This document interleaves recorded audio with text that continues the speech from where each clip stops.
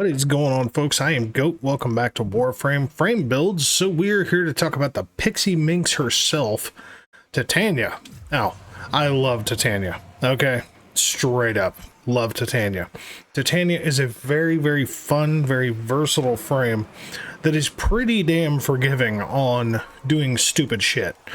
The only place that Titania is really not forgiving is with efficiency. Now, there's ways to get around that, obviously, with mods, arcane, so on, but it's just one of those things you kind of have to, as long as you go into Titania understanding that you need to have some level of efficiency, whether it's with ability casting or with mods, Titania is a really good time. So I have two whole builds that I usually like to run. So, shards are health, because yes, her first ability gives her status immunity, but it does not give you damage immunity, so obviously having a little bit of a buffer there to kind of fly the fuck away from people if you are kind of statically killing something and something else is firing at you is not a bad thing. Purely, you know, up to you on that one. Excuse me. Ability strength. Now, this is another one of those fun ways of dealing with efficiency issues. Effectiveness on health orbs. Both amber shards on here are effectiveness on health orbs. Both crimson shards are ability strength. You know, this one's kind of the wild card. You can throw an equilibrium shard on there just for even more, you know, energy, you know, usage, so on and so forth. Kind of up to you. I mean, you could do more duration if you want to, especially on my second build. Lots of ways to go about this. Okay, so obviously the first build, as you see by the subsume, is a Zada's build. Now, the Zada's build I have been using for a long fucking time, and it kind of flies around to, I've played around with a bunch of different arcanes, and honestly, Arcane Pistoleer it's when the AX52 came out. That's really when I started thinking about ammo efficiency, and the reason being is because when you use a frame like Mesa, you're more dealing with the focusing reticle, but you have unlimited ammunition, to where Titania, it basically turns into a mini Arcwing, so your gun has to recharge. So if you're getting headshots, you're basically never using fucking bullets, and you don't have to worry about the recharge. Now, Archon Continuity does look like the weird one, aside from having two Umbra Forma on her. But truthfully, the Umbra Forma, I will shit you not, came down to I just wanted space for tinkering. You know, like, do you need 5 Forma for this build? No, because you don't need, you know, an umbral stack out of this to make this work. You really don't. Me personally, my preferential thought is that preparation makes Titania just as easy to use as humanly possible. It really does. It's one of those, you start a mission, just immediately go right into pixie mode, and it's just game on from that point. You got all the energy in the world that you need, good to go. So it's a pretty straightforward setup. You know, the, excuse me. You know, Titania generates health for herself and nearby allies every time she casts an ability. It's a nice little passive. It's not a ton, but it's a nice little buff.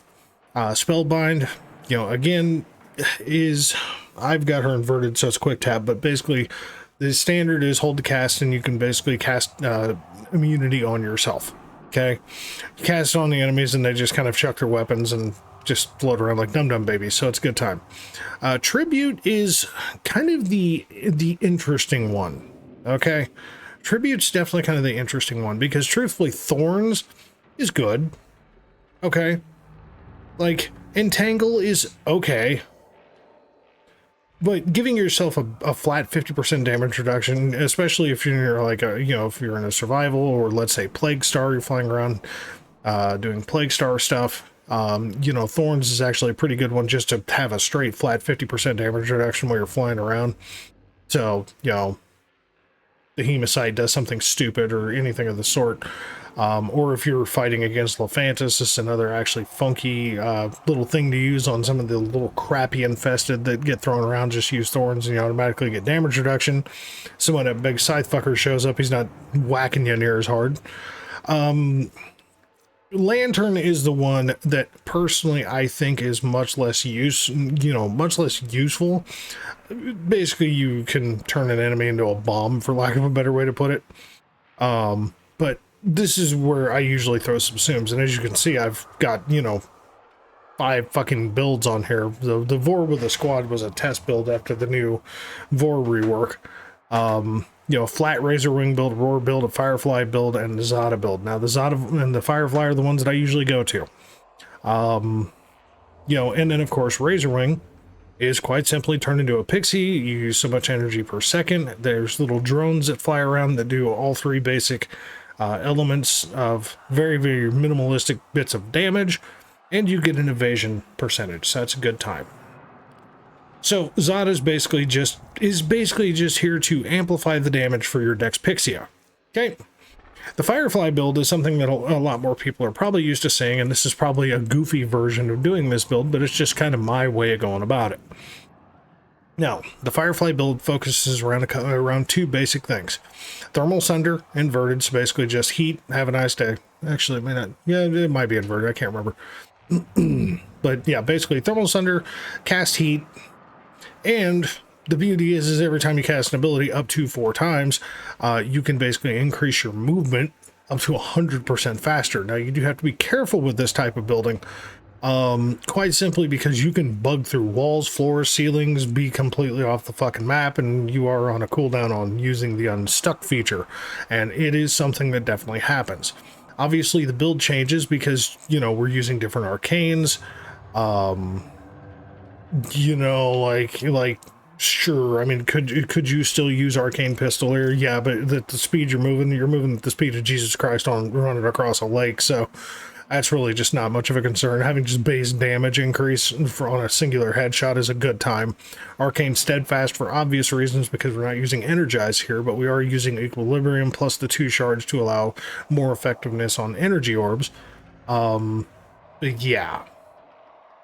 Now, this is the pretty much straightforward, and doing this in the simulacrum makes it very, very fucking interesting because you just don't have a lot of space other than flying off the fucking map. So we are going to use the Zada's build. And into that, we're going to go into the Dex Pixia. Now, I am going to say yes, the Dewata Prime exists. Yes, you can use a melee influence build with it. Okay? You can. I'm not gonna. I don't like the way arc melees work. They're clunky, they're funky, and yes, even with influence, you know, sure, I'm sure it's fine, but I just don't like the Dewata Prime. I tend to just try not to admit it exists. Now, I have 3 builds for the Dex Pixia. I've got a Blast Toxin that I run with my standard Zada build. I have an Innervate build, which is Viral Heat Slash. And this particular build is actually more for like captures, you know, Steel Path captures, things like that. You know, just general kind of shenanigans, for lack of a better way to put it. But yeah, I mean, just a general secondary innervate, you know, because these are basically just status pistols, so this just really plays into exactly how secondary innervate was really wanting to work anyway. So put some real stink on these little buggers. And then I have a Heat Slash, which I actually primarily use for Lephantis and Hemocytes.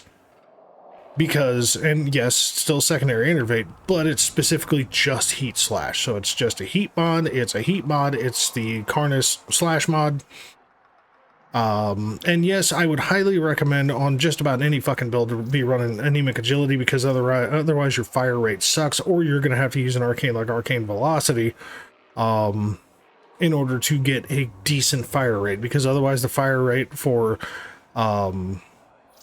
her guns is pretty pathetic. I mean, a 90% fire rate increase is, you know, puts you at this lovely 14.58 fire rate. It's very good. And yes, even the Blast Toxin is still secondary innervate. Could you use anything else? Sure. Sure you could. But why?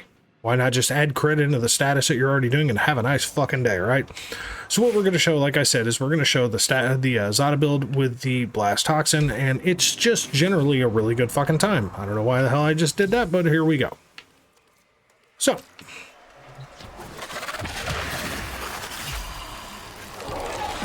Well, they're fucking paused.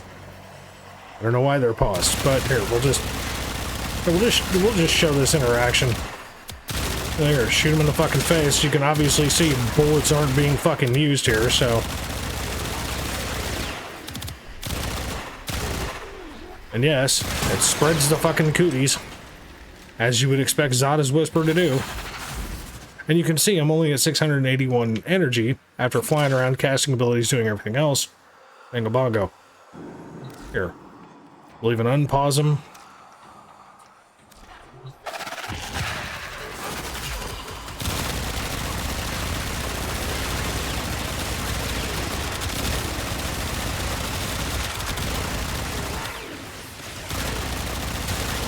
Even with my piss poor aim.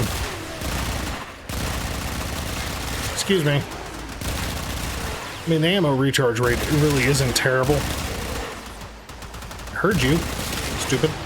See, the beauty is that the little buggers, the little fuckers that are flying around because of Razor Wing are also really good for aggro. So overall, Titania has aggro. She's got survivability. She's got, you know, an easy subsume to throw pretty much whatever the hell you want to on there. Plenty of arcane options that you can put on here to make things work well.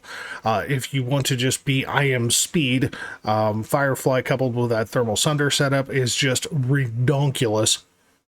Yeah, Titania is really good. I mean, hence why I said what I said in my subjectively silly tier list. I love Titania. I think Titania is a solid B plus frame. I really do. There's just frames that do better stuff, but as far as just maximum effort, you know, or minimal effort with maximum mobility, Titania's your girl. So she's a really, really good time. So folks, I want to thank you very much for watching. As always, catch you in the next one.